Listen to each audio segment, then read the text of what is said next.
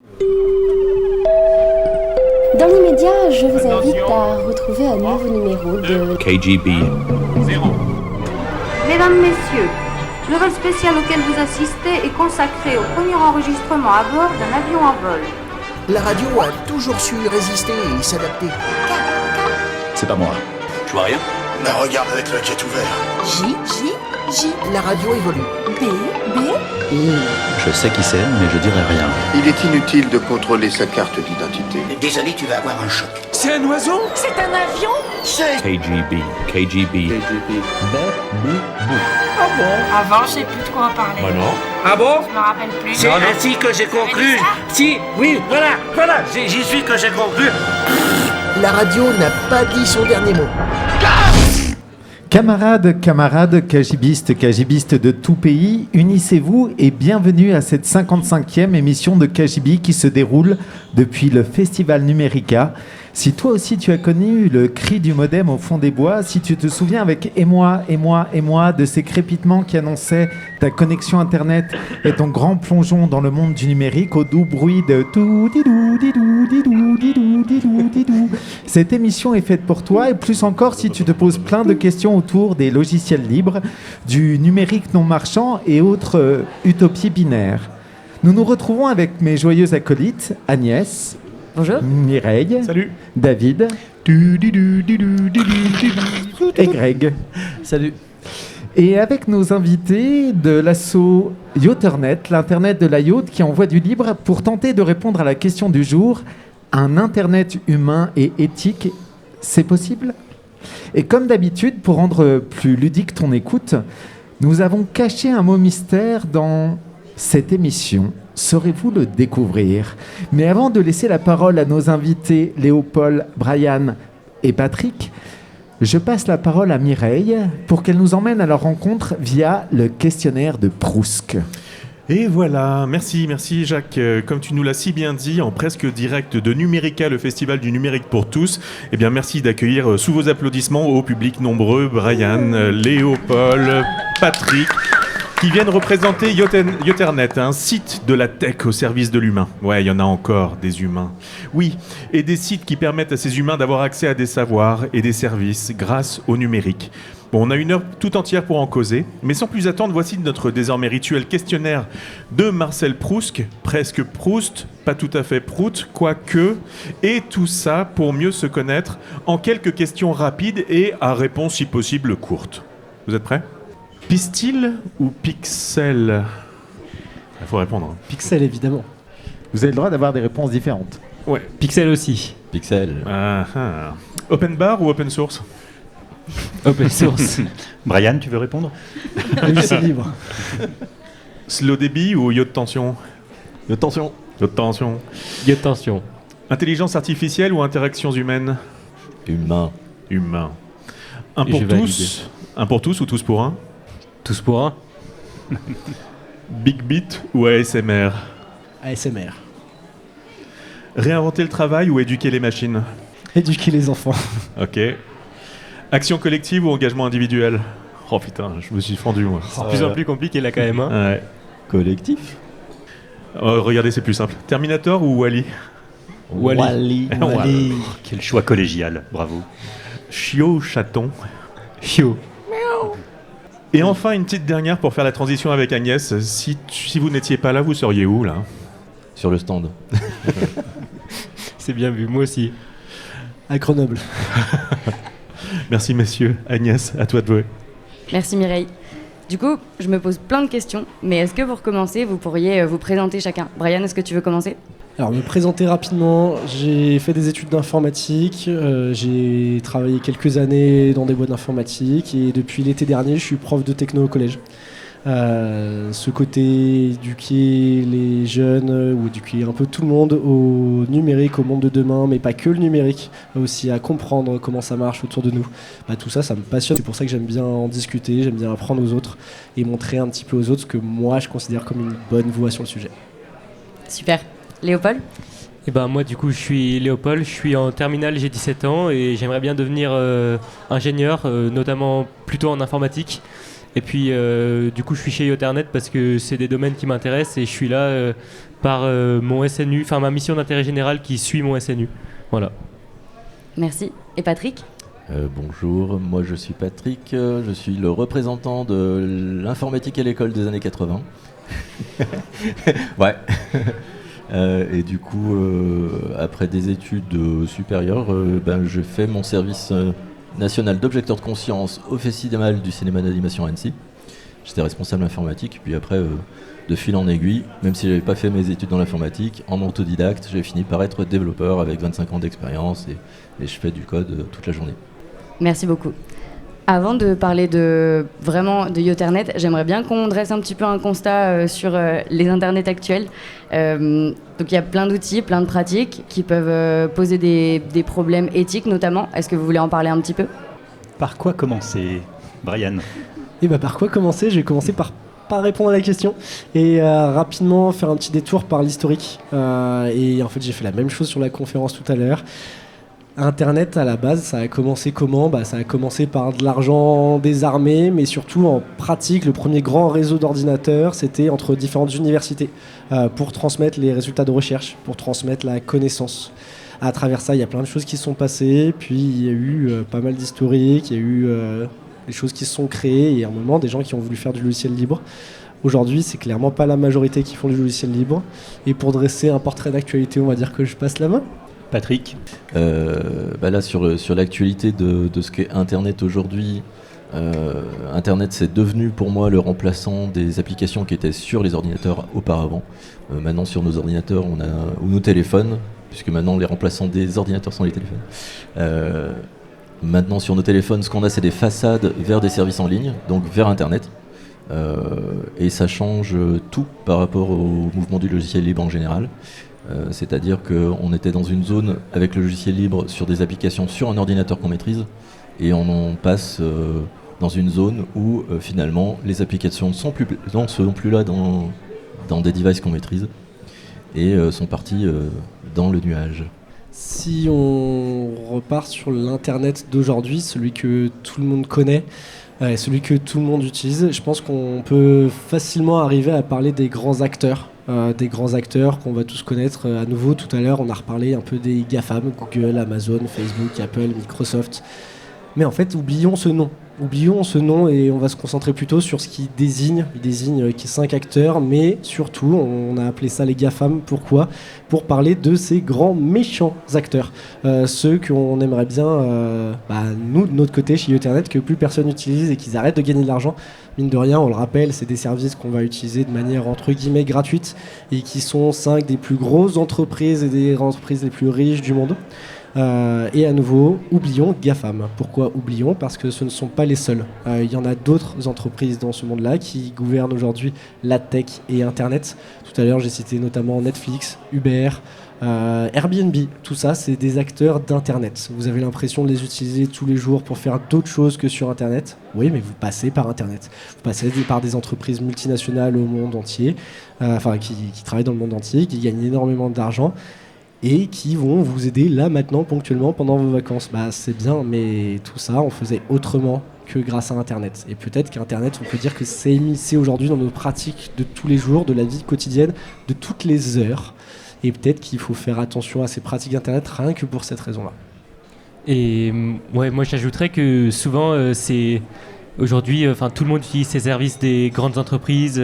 C'est hyper facile en fait et hyper confortable de rester dans un écosystème avec des grandes entreprises parce qu'elles ont des moyens et du coup c'est confortable à utiliser. Mais en fait, parfois on se rend compte que même niveau éthique et moral, c'est bien d'essayer de passer à autre chose et même si c'est pas naturel et que c'est pas quelque chose qu'on a forcément envie de faire spontanément. Mais en fait, parfois on se rend compte que ça peut être nécessaire, quoi. On parle d'éthique et de morale, c'est notamment par rapport aux données et à la vie privée ? Oui, c'est ça que j'entendais, parce qu'en fait, c'est vrai que, comme on dit, quand c'est gratuit, c'est nous le produit. Et voilà, c'est ça, en fait, nos données sont prises massivement et même probablement plus que ce dont on se rend compte. Et voilà, c'est assez difficile d'entendre ça et on a tendance à être un peu dans le déni, je trouve. De se dire oui mais non c'est pas grave et tout ça, mais en fait je pense que c'est vraiment le cas et voilà, il faut y faire attention. Il y a dessus, oui, il y a vie privée, il y a les données. Mais attention, c'est pas que ça, le côté éthique, responsable d'Internet. C'est aussi notamment le fait que chaque utilisation d'Internet, chaque utilisation d'un logiciel au sens plus large du terme, ne sera pas neutre et dépendra de choix qui ont été faits par les développeurs, qui ont été faits par les entreprises ou les entités au-dessus. Et on se retrouve avec, à nouveau, un exemple qui date d'il y a quelques semaines, avec un pôle emploi autrichien qui va refuser de proposer à des femmes de travailler dans le numérique parce que c'est une IA qui répond aux questions. Et là, on n'est pas dans une question de vie privée ou de données, on a une question sur du choix du numérique. Et si on laisse le numérique prendre les décisions, en fait, on laisse les développeurs, on laisse les entités qui ont créé ces logiciels-là prendre ces décisions. Est-ce que vous avez encore d'autres exemples de dérives de ce système-là? Celles qui vous viennent en premier, pas la liste, hein, Brian. Là, tu nous parles de l'IA qui a pris la main sur un pôle emploi national. Bah, moi, spontanément, je pense à l'affaire Cambridge Analytica, qui est assez connue. Et du coup, c'est une entreprise, il me semble, si je dis pas de bêtises, qui, à l'origine, c'est des Russes qui ont influencé plusieurs votes, plusieurs élections, notamment celle de Donald Trump et puis le vote pour le Brexit. Et on peut donner plus de détails, mais je pense que ça parle à pas mal de monde et c'est un bon exemple d'une vraie dérive et qui menace la démocratie, quoi. Allez, Patrick, lance-toi. Ouais, j'apporte ma pierre à l'édifice aussi. Au-delà de la captation des données, on peut dire qu'il y a une tendance pour être plus efficace dans ces entreprises, à faire des boucles de rétroaction. Alors ça se voit dans l'IA. L'IA est une grosse application de ça, c'est-à-dire que l'IA n'est possible que si on a des grands nombres statistiques, que si on consomme beaucoup de données et que si on fait des boucles de rétroaction pour améliorer les choses, donner une direction dans les réponses de l'IA. Mais en fait, ça agit aussi sur les humains. C'est-à-dire que quand on utilise une application qui est designée pour capter votre attention, ça capte votre attention, vous l'utilisez, etc. Et ça fait des boucles de rétroaction comme ça. Et socialement, je pense pas que c'est bénéfique que des générations passent une majorité de leur temps à utiliser des applications qui n'ont pas de sens social. Donc c'est quand même, pour moi, c'est un des gros problèmes, c'est que pour avoir l'impact financier que ces entreprises ont, il faut qu'elles mettent en place des boucles de rétroaction. Et il faut qu'elles pilotent nos comportements, d'une façon ou d'une autre. Sinon, elles ne pourraient pas produire ces effets d'échelle. Donc, il faut qu'on devienne prévisible comportementalement. Et ça, socialement, c'est un énorme problème. Et en plus, on fabrique de la dépendance. Ouais, c'est ça, on observe déjà des effets sur le grand public, sur la société. Ouais, moi qui suis jeune, entre guillemets, je vois énormément de monde. Non, t'es jeune. Pas de guillemets. Je vois pas mal de gens autour de moi qui passent énormément de temps sur TikTok. Mais de mon point de vue, c'est juste une perte de temps monumentale, quoi, rien que ça. Et quand c'est plusieurs heures par jour et que c'est des vidéos de, j'allais dire de chatons, mais dans le cas présent, c'est pas très adapté, de n'importe quoi, je trouve ça, c'est dommage, quoi. Ouais, et moi j'ai aussi des exemples réels de vingtenaires qui sont des vingtenaires actifs dans le monde du travail, développeurs, qui me disent qu'ils s'endorment devant YouTube. Donc est-ce que c'est normal comme vie, je veux dire socialement est-ce qu'on a passé sa nuit devant YouTube et on se réveille, il y a toujours YouTube qui tourne. Ouais. C'est constat. C'est un problème de contenu aussi.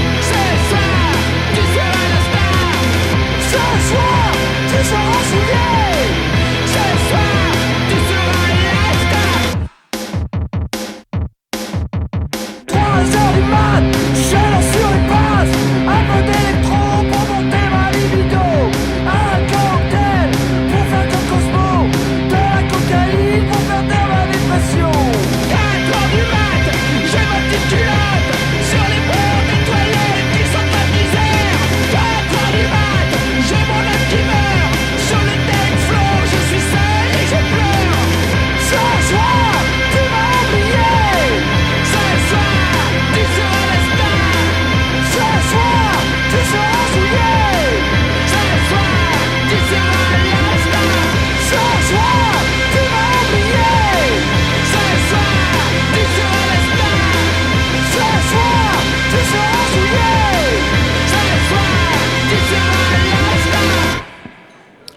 Du gros son et d'un coup, le silence. 1 ou 0, pas d'entre-deux, c'est binaire.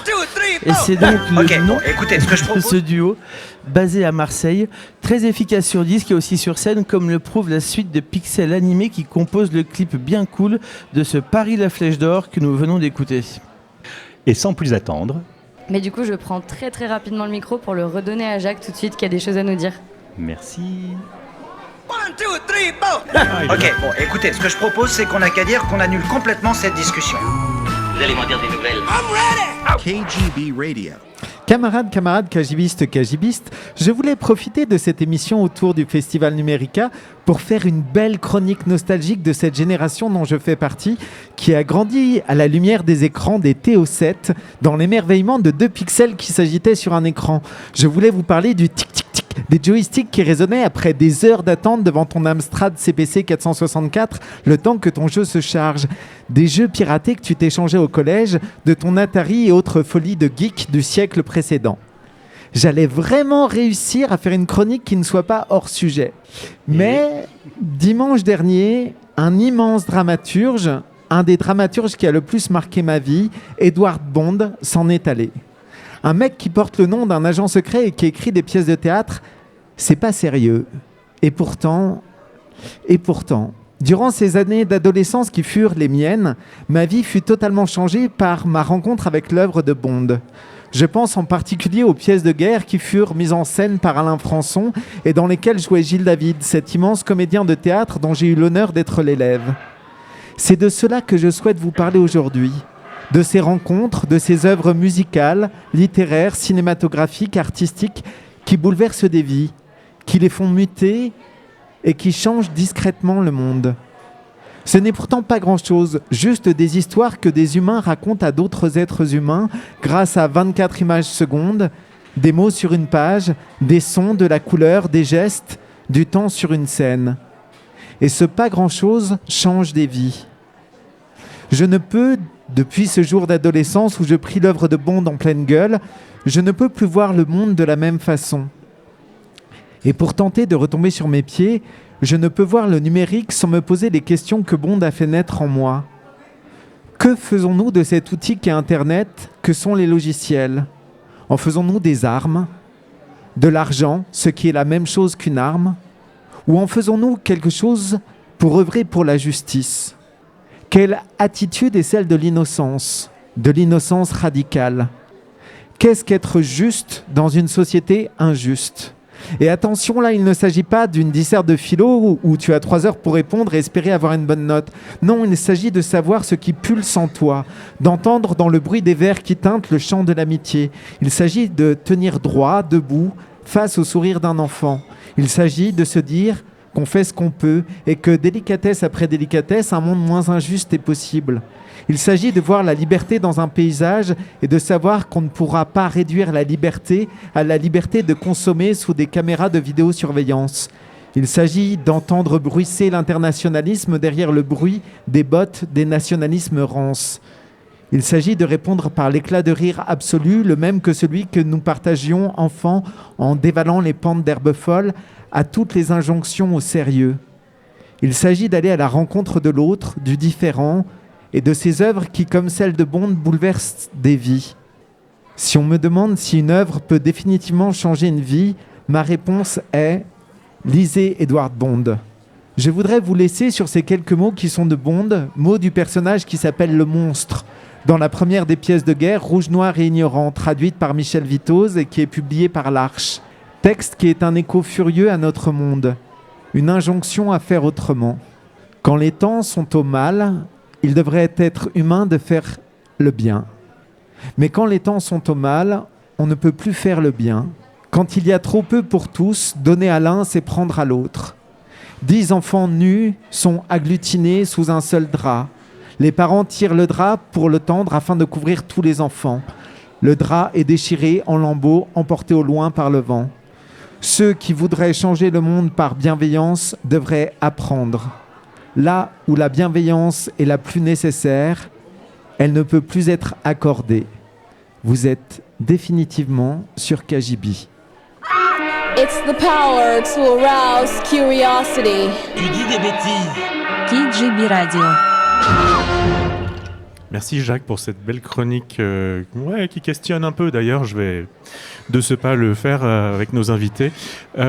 Question d'anticipation et de culture. Est-ce que vous connaissez, est-ce que vous pouvez nous parler d'auteurs qui auraient vu clair dans le jeu de notre monde actuel il y a quelques années auparavant, peut-être qui avaient décelé peut-être les dérives potentielles de notre présent et peut-être de notre futur, de notre avenir? Alors bon, moi en tant que fan de Damasio, je vais dire Damasio. Alain. Voilà, des nouvelles qu'il a écrites il y a longtemps, avant la Horde de Contrevent. Et qui se révèlent assez justes aujourd'hui.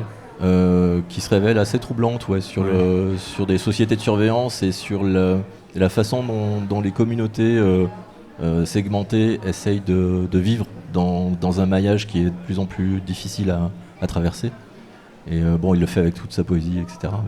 Il y a l'homme aussi, mais voilà, moi je vous conseille ça. Merci. Moi je pense tout de suite à l'exemple de 1984 d'Orwell, où je pense que beaucoup connaissent, mais il y a un gouvernement un peu qui a le monopole et qui surveille tout le monde par le biais de Big Brother. Et après, je pense qu'on n'en est pas encore là, mais c'est une interprétation assez dystopique d'un futur qu'on espère ne jamais voir, quoi. Je vois Brian qui se jette sur son micro. 1984, écrit en 1948. Ouais, il était en avance aussi. Ouais. Alors, il était en avance, il a été très bon. Moi, je vais jouer la carte de la facilité et je vais rebondir sur ce qu'il a dit plutôt que de citer un autre artiste, un autre écrivain. Et on n'en est pas là, je serais pas d'accord. Je serais pas d'accord et je dirais qu'il a même presque pas été assez loin dans sa dystopie, dans certains pans. C'est-à-dire que non, on ne vit pas dans le monde d'Orwell, de certains côtés, heureusement. Mais ce côté surveillance, la petite caméra que vous avez chez vous, qui peut vous regarder tout le temps, ce petit côté surveillance, là on parle même pas de masse, on parle de précision. Ça on l'a. Je vais pas demander autour de cette table qui a une Google Home, qui a un Amazon Echo chez lui. Non, j'espère que non. Mais dans une foule, parmi les peut-être 1000 personnes qui vont rentrer dans Numérica ce week-end, peut-être qu'il y a une bonne proportion de personnes qui ont ce genre d'appareil chez eux. Et est-ce qu'on peut pas considérer que ce sont des appareils électroniques de surveillance du capitalisme de masse ? Peut-être qu'on pourra dire que oui. Ça va surveiller nos consommations, ça va surveiller nos habitudes et ça va servir à faire des profils de plus en plus précis. Potentiellement, demain, comme Facebook l'a déjà fait, ça pourra divulguer aux autorités américaines, là pour l'exemple, si vous avez discuté d'avortement chez vous, parce que dans certains États, c'est interdit aux États-Unis. Et juste pour finir sur cet artiste-là et sur l'œuvre 1984, là où je pense qu'il n'a pas été assez loin, c'est sur le côté consommation. Parce que à l'inverse du livre où on vous oblige à avoir ce genre de caméra chez vous, aujourd'hui on vous l'a fait acheter et vous êtes très content de l'avoir dans votre poche, vous êtes très content de l'installer chez vous et que ça vous aide à ouvrir vos volets plus rapidement. Alors, juste à la décharge d'Orwell, il a écrit 1984 et pas 2024. Agnès. Bien vu. Et heureusement, au milieu de tout ça, il y a Yoternet. Donc est-ce qu'on peut en parler un petit peu déjà qu'est-ce que c'est, comment ça a commencé ? Qui veut répondre ? Allez, regardez-vous. Oh là là. Place aux anciens. Pardon. Patrick, à toi. Oh, le regard. Comme c'était subtil. Incroyable. C'est le seul qui a réagi quand j'ai parlé de TO7 et de tout ça, quoi. Donc c'est normal. J'étais totalement dans ma Madeleine. Tu as la parole, Patrick. Merci. Yoternet, comment ça a commencé ? Alors moi, comment ça a commencé pour moi ? J'ai rencontré Brian et Jean-Luc dans une soirée de présentation. Alors il n'y avait pas que Brian qui présentait des choses, mais voilà, il a présenté son envie de monter une association pour proposer des services libres en ligne, éthiques, solidaires, transparents, sur le mode des chatons de Framasoft. Et bien que, dû à mon grand âge, je n'ai pas beaucoup d'énergie disponible, je me suis dit que ça valait le coup, qu'il avait l'air d'être capable de fédérer des gens autour de lui. C'est ce qui s'est passé ce soir-là. On a été plusieurs à accrocher à ce qu'il avait à proposer. Et depuis, on fait notre petit bout de chemin comme ça, en se disant qu'on pourrait peut-être changer le petit monde autour de nous. Léopold, ça a commencé comment pour toi ? Et bah pour moi, ça a commencé au forum des associations à Bonlieu, il y a maintenant, je sais pas, 6 mois à peu près. Et bah moi j'ai rencontré Jean-Luc et Brian sur leur stand. En fait, je cherchais une mission d'intérêt général à la suite de mon SNU. Et puis je cherchais dans le domaine informatique et tout ça. Et puis de fil en aiguille, il y avait un stand du représentant du SNU qui m'a redirigé vers Yoternet. Et j'avoue que de base, j'étais pas trop dans l'optique du logiciel libre et tout ça. Je me suis dit, ça parle d'informatique, allez, on y va. Mais depuis, je commence à découvrir un peu le sujet et tout ça, et les enjeux. Et ça me plaît vachement, et je suis content de pouvoir, entre guillemets, entendre des gens qui n'ont pas les mêmes points de vue que mes proches à moi, et qui sont plus sensibles au logiciel libre, et c'est une belle ouverture d'esprit, je trouve. Voilà. Vous en avez fait un hérétique, bravo. Vous l'avez détourné. Vous l'avez détourné du droit chemin de la consommation. Oh. Quand on parle de logiciel libre, de quoi on parle juste ? Quand on parle de logiciel libre, on parle d'une philosophie du libre. En tout cas, dans notre bouche à nous, chez Yoternet, on est tous et toutes des libristes de cœur. Des personnes qui vont avoir, entre guillemets, une connaissance sur le sujet, qui vont avoir envie d'en profiter et d'en la partager autour de soi.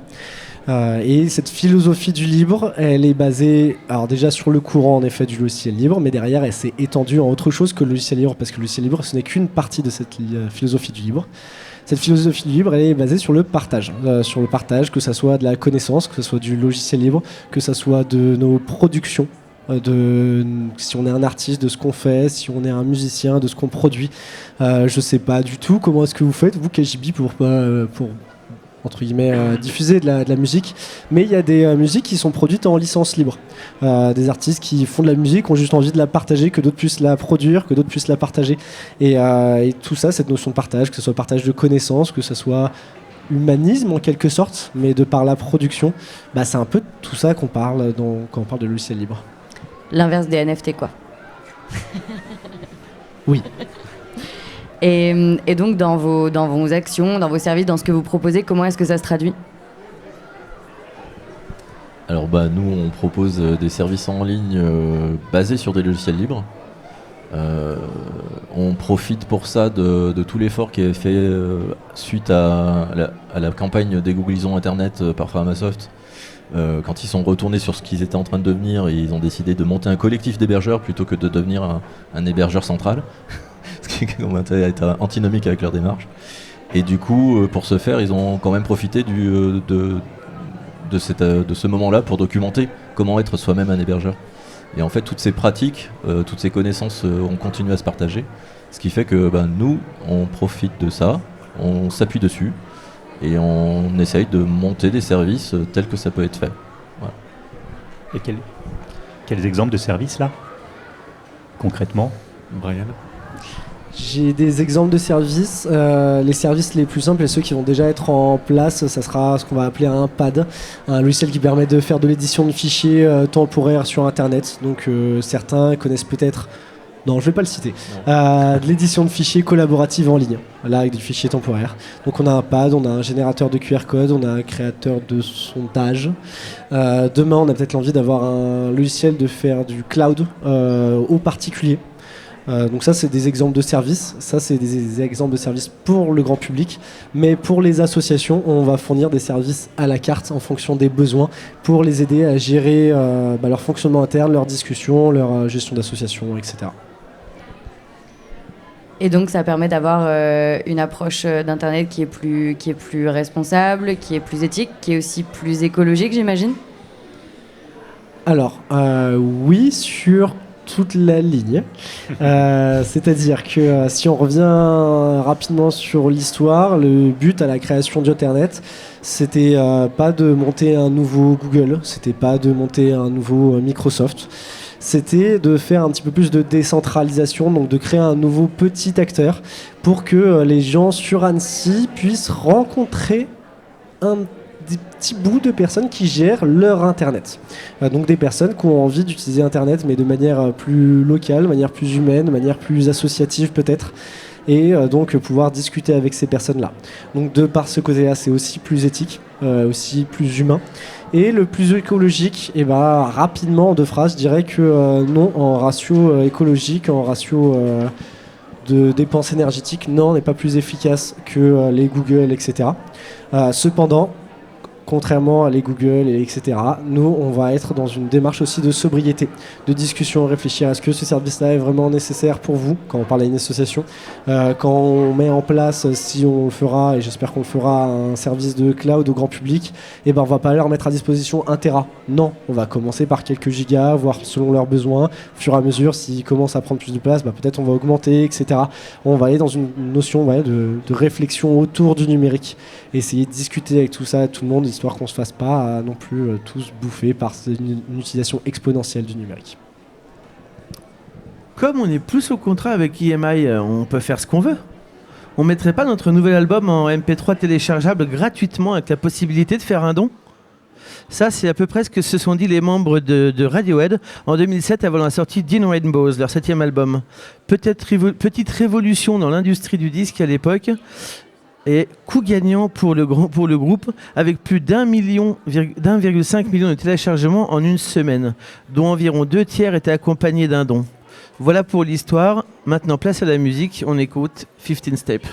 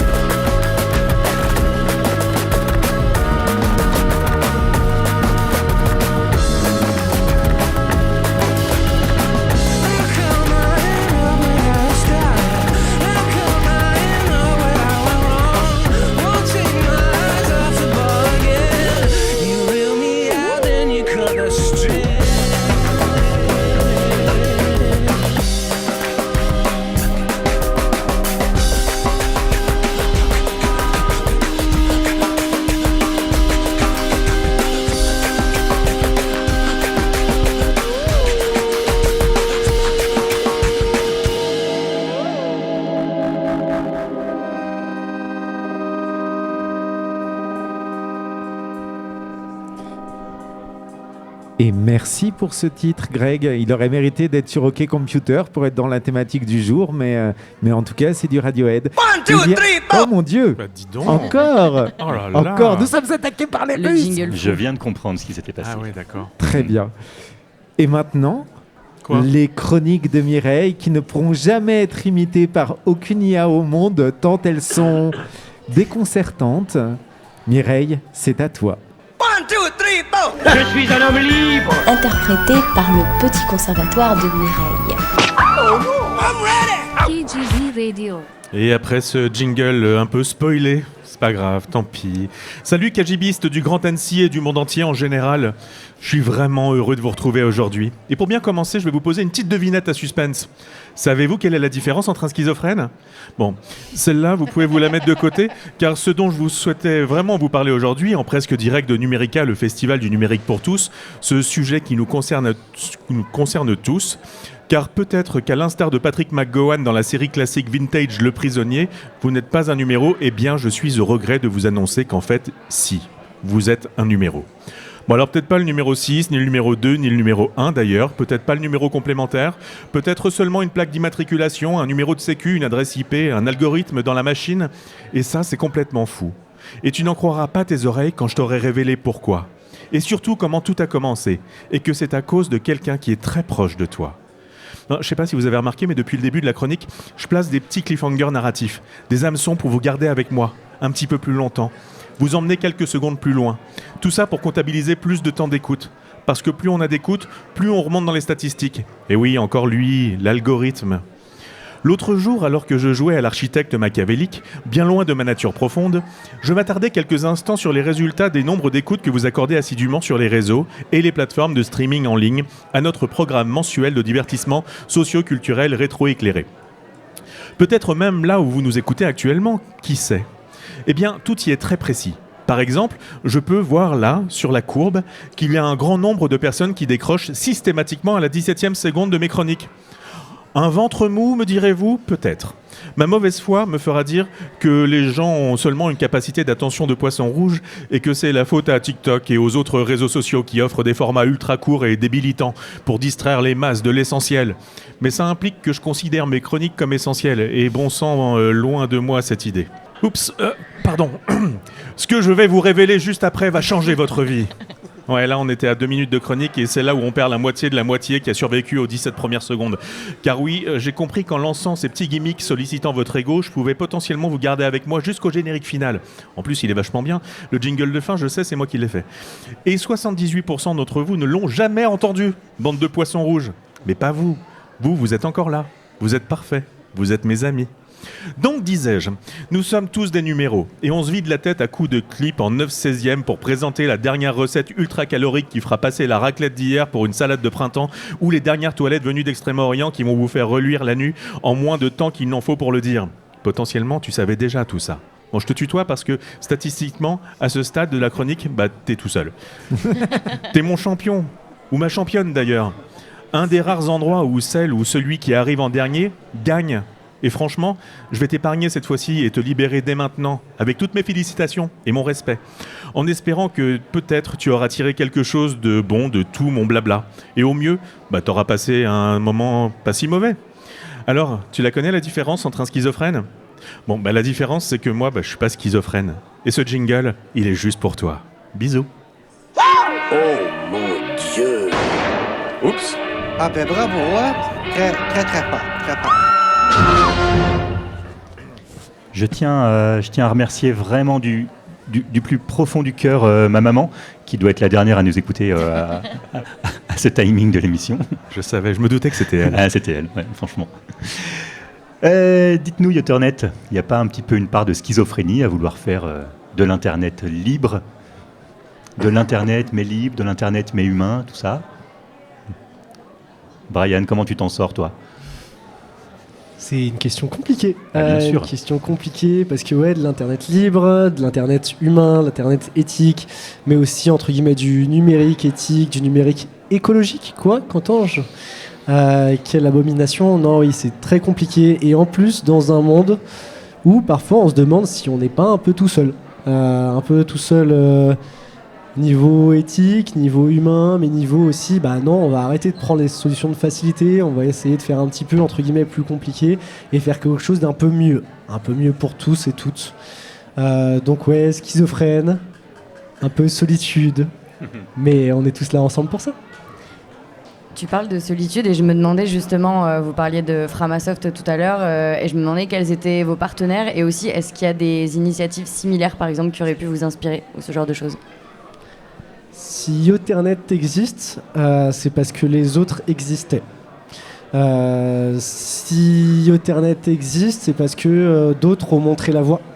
Et tout à l'heure, Patrick évoquait Framasoft. Framasoft qui a une association d'une vingtaine d'années française qui fait un peu de promotion du logiciel libre, qui fait beaucoup d'éducation populaire au numérique et qui, à un moment de sa vie, a voulu faire une grosse campagne de dégooglisation d'Internet, à faire en sorte que les gens n'utilisent plus Google ou services Google. Ils ont fait une grosse plateforme avec différents services, dont certains que nous-mêmes aujourd'hui on héberge. Et quelques années après, ils se sont dit, mais en fait, on n'a pas envie d'être l'hébergeur alternatif à Google, on a envie de faire de la décentralisation. Décentralisation, c'est un terme qui peut être un peu bâtard, mais qui va parler à tous ceux qui veulent un petit peu plus d'humain, de local, d'éthique. Et c'est là où on peut dire qu'au final, les associations comme la nôtre, comme celle du collectif des chatons que Framasoft a créé, il a créé le collectif des chatons, tout ça, en fait, c'est aussi appelé les AMAP du numérique. Tout ça justement pour ce côté plus local, plus humain, plus éthique. Et donc si ce collectif n'existait pas, déjà l'idée de faire ce genre de choses ne me serait pas venue, j'aurais pas voulu le lancer, je me serais pas dit que ça serait possible. Donc tout sans ça, on n'existerait pas ici. Donc c'est quand même un mouvement qui prend de l'ampleur. Et d'ailleurs, si je dis pas de bêtises, vous avez été lauréat de l'appel à projet Transition en 2022. Qu'est-ce que c'est comme appel à projet exactement? Patrick chausse ses lunettes. Ah ou oui, pas alors, exactement, à peu près quoi.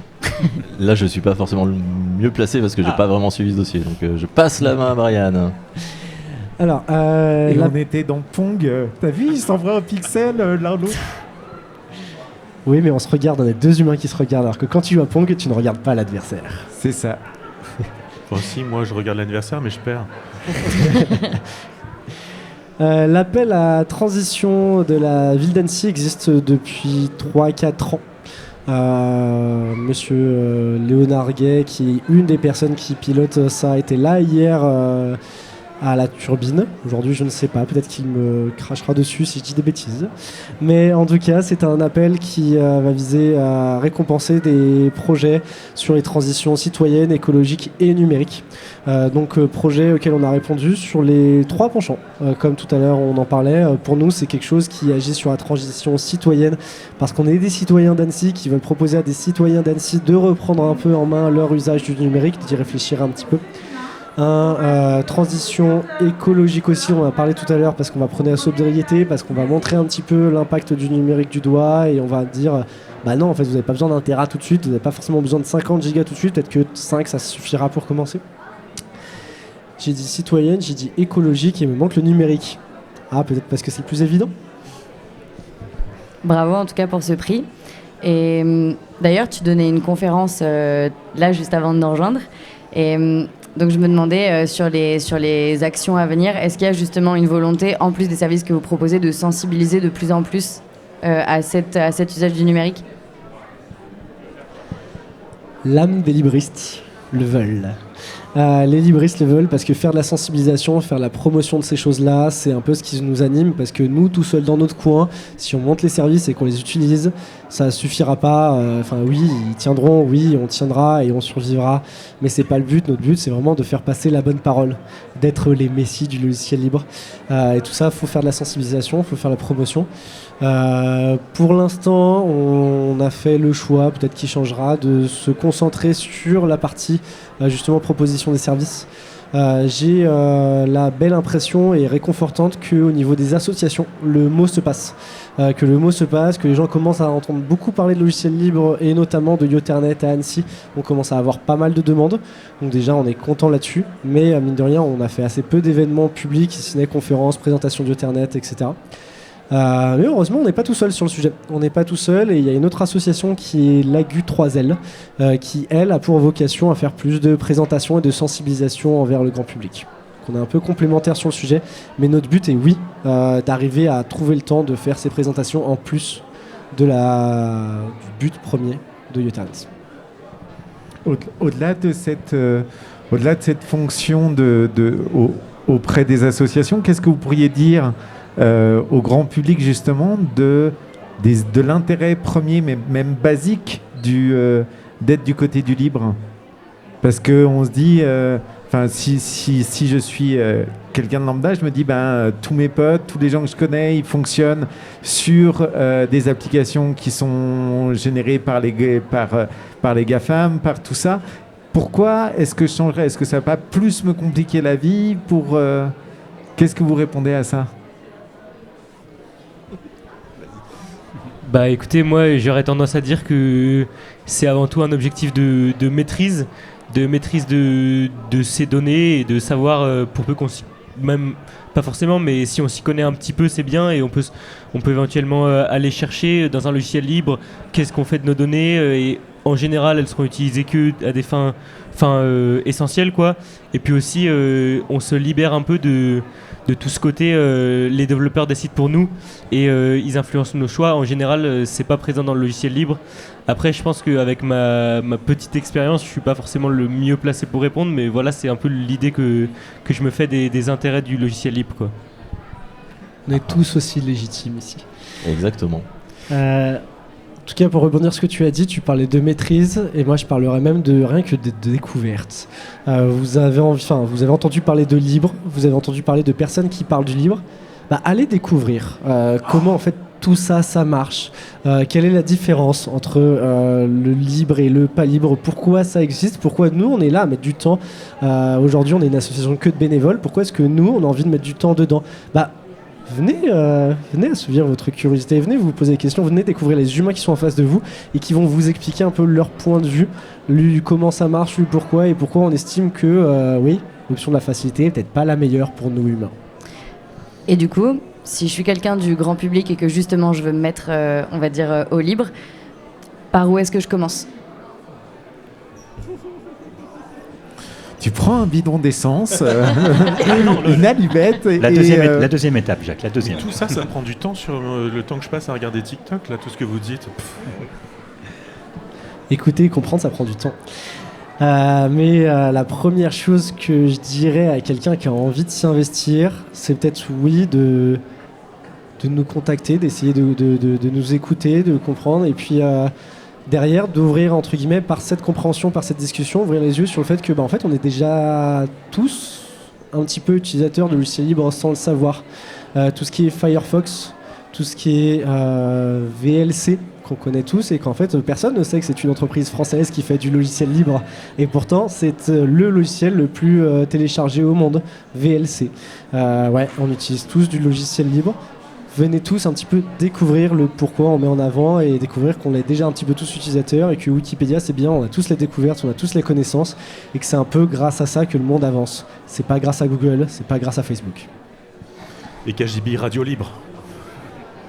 Artiste majeure de la scène française depuis plus de 20 ans, multi-instrumentiste, chanteuse, DJ, cofondatrice du label Warrior Records, productrice, elle a tout fait et sûrement plus encore avec ses groupes tels que Sexy Sushi, Compromat, Mansfield Tia, ses collaborations avec O2N, Paloma ou dernièrement Claire Ottaway du collectif Astéréotypie. J'espère qu'avec tout ça, vous avez deviné que c'est Rebecca Warrior que nous allons écouter avec la chanson titre de la série dont elle a composé la bande originale. Voici Split.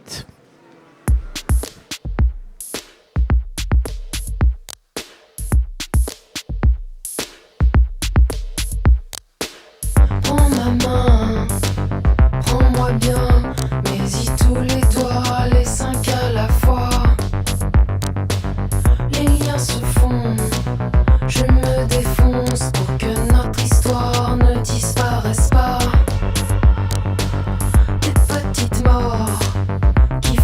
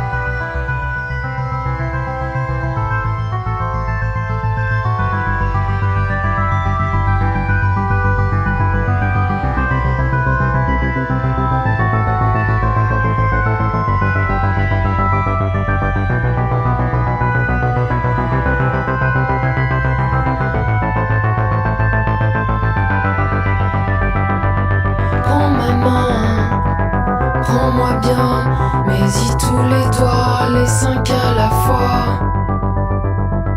Les liens se font, je me défonce pour que notre histoire ne disparaisse pas. Des petites morts qui font une vie, mais maman a tort, l'infirmière boit. Etc. Laisse-moi sentir que ton cœur bat pour moi. Take me by the hand, one way to die, clan, two of hearts, never apart.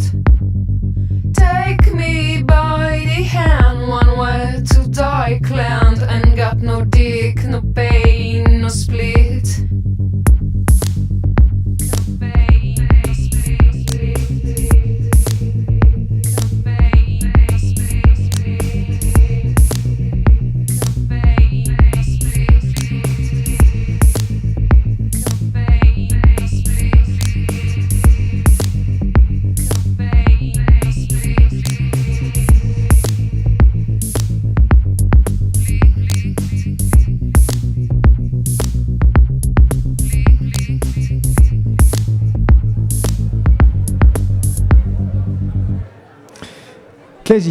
Kajibiste, nous voilà de retour pour le final de cette émission avec nos invités de Yoternet qui, au final, j'ai l'impression que la conclusion de cette émission, c'est qu'il faut être curieux et libre, ou curieux pour être libre.